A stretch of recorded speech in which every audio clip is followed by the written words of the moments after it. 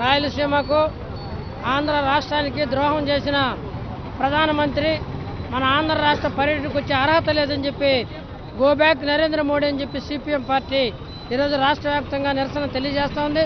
ముఖ్యంగా రాయలసీమలో ఈ రాయలసీమ వెనకబడిపోయిందని చెప్పి డిక్లరేషన్ మీద డిక్లరేషన్ ప్రకటించిన బీజేపీ ఈరోజు మూడో దఫా కూడా అధికారంలో కొనసాగుతూ ఉంది. ఏ ఒక్క పని అంటే చేసిందని నేను ప్రశ్నిస్తూ ఉన్నా. ఈ బీజేపీ కనీసం సిగ్గుందని నేను అడుగుతా ఉన్నా. ఈ ప్రధానమంత్రి తను ఇక్కడ వెంకటేశ్వర స్వామి సాక్షిగా ఇచ్చిన ఏ హామీని అమలు చేశాడు? ప్రత్యేక హోదా ఇస్తానని చెప్పి 10 ఏళ్ళు ఇస్తామని చెప్పేసి బల్ల గుద్ది పార్లమెంట్లో చెప్పిన వీరు ఈరోజు ప్రత్యేక హోదా ప్రస్తావన లేదు. వెనకబడిన రాయలసీమకి ఒక్కొక్క జిల్లాకి 50 కోట్లు ఇస్తామని అప్పుడు ప్రకటించిన వాళ్ళు ఒక్క సంవత్సరం తప్ప మిగతా ఏ సంవత్సరం ఇచ్చిన పాపాన పరిస్థితి ఉంది. ఇక్కడ కడప ఉక్కు పెడితే 25,000 మందికి ఉద్యోగాలు వస్తాయి. కడప ఉక్కు ఈరోజు మొత్తం రాయలసీమకి ఒక వరంగా ఉంటుంది.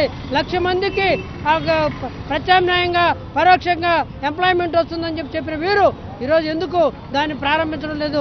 దాని మా పరిశీలనలో లేదు. అది వైబిలిటీ కాదని ఒక్కొక్కసారి మోసం చేస్తున్న ఈ బీజేపీని ఈ నాయకులు ఎందుకు ఆమోదిస్తున్నారని నేను చెప్తున్నా. చంద్రబాబు నాయుడు నీకెట్ట మనసు వచ్చిందయ్యా? మన రాజధానికి ఒక పైసా డబ్బులు ఇలా పోలవరానికి సంబంధించి కూడా మన ఆయన జాతీయ ప్రాజెక్ట్ అని చెప్పి దానికి కూడా అంతంత మాత్రంగా ఉన్న వాళ్ళని ఏ రకంగా ఆహ్వానిస్తానని చెప్పేసి చంద్రబాబు నాయుడు ప్రశ్నిస్తున్నా. పవన్ కళ్యాణ్ ఇక్కడ చెప్పాడు, తుడా గ్రౌండ్లో పాసిపోయిన లడ్డు ఇచ్చారు ప్యాకేజ్ అని చెప్పేసి, ఆ ప్యాకేజీ వద్దు మాకు ప్రత్యేక హోదా కావాలని చెప్పి బల్ల గురించి మాట్లాడినాడే. మీకే మనసుతో ఈరోజు ఆహ్వానిస్తానని చెప్పి అడుగుతున్నా. అందుకని నేను నరేంద్ర మోడీ ఈరోజు ఈ రాష్ట్రానికి వచ్చే హక్కు లేదు. మంత్రి నేవా కానీ గాలేరు నగిరి కానీ ఆ రకంగా ఎస్ఎస్ కెనాల్ కానీ ఇక్కడున్న చిన్న చిన్న ప్రాజెక్టులు కూడా ఆ కాలువలు కూడా తీయకుండా ఉన్న పరిస్థితి. దీనికని పల్లా ఎత్తుకొని మేము నదులు అనుసంధానం చేస్తాం, మిమ్మల్ని ఉద్ధరిస్తాం. గతంలో చెప్పారు పట్టిసీమ అంటే రాయలసీమ అని. ఒక నీళ్లు వచ్చింది లేదు, ఒక పరిస్థితి లేదు. అట్లా మోసం చేసే పరిస్థితికి వీళ్ళు నాయకత్వం వహిస్తున్నారు. ఇది కరెక్ట్ కాదు. ప్రజల్ని పక్కదారి పట్టించడానికి మతాన్ని ఈరోజు ఉపయోగపెట్టుకొని హైందవ ధర్మం అని చెప్పేసి ఇతర మతస్థులు రెచ్చగొట్టే పద్ధతిలో వ్యవహరిస్తున్న వీళ్ళకి తగిన విధంగా బుద్ధి చెప్పాలి. ఆంధ్ర రాష్ట్రానికి నరేంద్ర మోడీ పర్యటనని ప్రతి ఒక్కరు వ్యతిరేకించాలి, అడ్డుకోవాలని చెప్పేసి మేము పిలిపిస్తున్నాం. లేకపోతే తగిన శాస్తి చెప్తారు. ఇప్పటికే ఈ తిరుపతిలో ఓడించారు, పక్కనే రాజంపేటలో ఓడించారు, అరకులో ఓడించారు. ఇంకా కూడా తెలియలేదా ఈ బీజేపీకి? ఇంకా కూడా ఈరోజు మీరు బుద్ధి తెచ్చుకోకుండా పోతే ఎట్లా అని చెప్పి నేను అడుగుతున్నా. ఆంధ్ర ప్రజలు ఇంత సంకేతాలు ఇస్తున్నా కూడా మీరు వాళ్ళ ఏమాత్రం మారకుండా పోతే కరెక్ట్ కాదు. నరేంద్ర మోడీ రావాలంటే వెంటనే ప్రకటించాలి. అక్కడ నేను కడప ఉక్కుని ప్రారంభిస్తున్నాను, నేను అదే రకంగా ఇక్కడ రాయలసీమ ప్రత్యేక ప్యాకేజీ అమలు చేస్తాను, అదే రకంగా విశాఖ ఉక్కుకి గనులు కేటాయిస్తానని ప్రకటించి ఆ తర్వాత అడుగు పెట్టాలని చెప్పేసి నేను ఈరోజు సిపిఎం తరఫున ప్రశ్నిస్తా ఉన్నాను. దేశ ప్రధానమంత్రి నరేంద్ర మోడీ గారు రేపటి రోజున ఆంధ్ర రాష్ట్ర పర్యటనకి విచ్చేస్తూ ఉన్నారు. నువ్వు ఏ మొహం పెట్టుకొని ఈరోజు ఆంధ్ర రాష్ట్రానికి వస్తావని చెప్పి ఈరోజు సిపిఎం పార్టీగా మేము అడుగుతా ఉన్నాం. ఆంధ్ర రాష్ట్రానికి ప్రత్యేక హోదా ఇస్తానని చెప్పి విస్మరించి కడప ఉక్కు పరిశ్రమకు నిధులు కేటాయిస్తామని చెప్పినటువంటి మీరు నిన్న కుమారస్వామి గారు పార్లమెంట్లో విశాఖ ఉక్కు పరిశ్రమ సంబంధించి మా పరిశీలనలో లేదని చెప్పడం ఏ రకంగా ఈరోజు న్యాయం అని చెప్పి మేము అడుగుతా ఉన్నాం.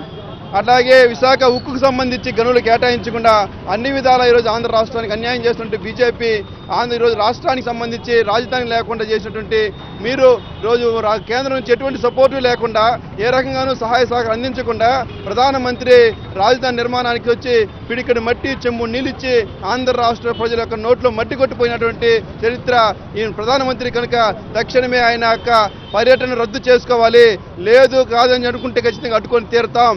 ఆయన లేదు ఖచ్చితంగా వచ్చేటట్టయితే ఖచ్చితంగా ప్రత్యేక హోదాకు సంబంధించి విశాఖ ఉక్కు సంబంధించి కడప ఉక్కు సంబంధించి ఆంధ్ర రాష్ట్ర రాజధానికి సంబంధించినటువంటి వాటన్నిటిపైన స్పష్టమైన అవగాహన చెప్పి ఖచ్చితంగా మేము చేస్తామని చెప్పి హామీ ఇచ్చిన తర్వాత ఈ రాష్ట్రంలో ఏమైనా అడిగి పెడితే నైతిక విలువ ఉంటుంది తప్ప లేదంటే ఖచ్చితంగా ఆయన పర్యటన అడ్డుకుని తీరుతామని చెప్పి హెచ్చరిస్తా ఉన్నాం. రాష్ట్రానికి రేపు మన ప్రధానమంత్రి నరేంద్ర మోడీ గారు చేస్తున్నారు. రాష్ట్రానికి తీరనటువంటి అన్యాయం మోసం చేశాడు.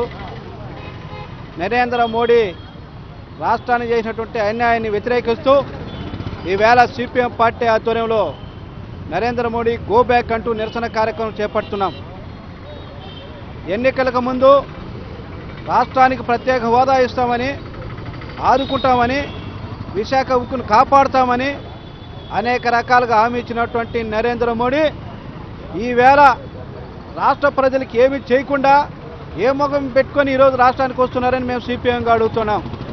ఇక్కడ ఉన్నటువంటి ముఖ్యమంత్రి చంద్రబాబు నాయుడు గారు ఉప ముఖ్యమంత్రి పవన్ కళ్యాణ్ గారు మీరు ఆ రోజు వెంకటేశ్వర సాక్షిగా తారక రామ స్టేడియంలో రాష్ట్రానికి ప్రత్యేక హోదా ఇస్తామని చెప్పి ప్రకటించారే, మీరు 7 కొండల వాడికి కూడా పంగనామాలు పెట్టేసి ఈవేళ సనాతన ధర్మాన్ని ఈరోజు ముందుకెత్తుకొని పట్టించుకోకుండా రాష్ట్రానికి తీరని అన్యాయం చేస్తూ ఈరోజు మోసం చేస్తున్నారు ఈ పవన్ కళ్యాణ్ చంద్రబాబు నాయుడు గారు.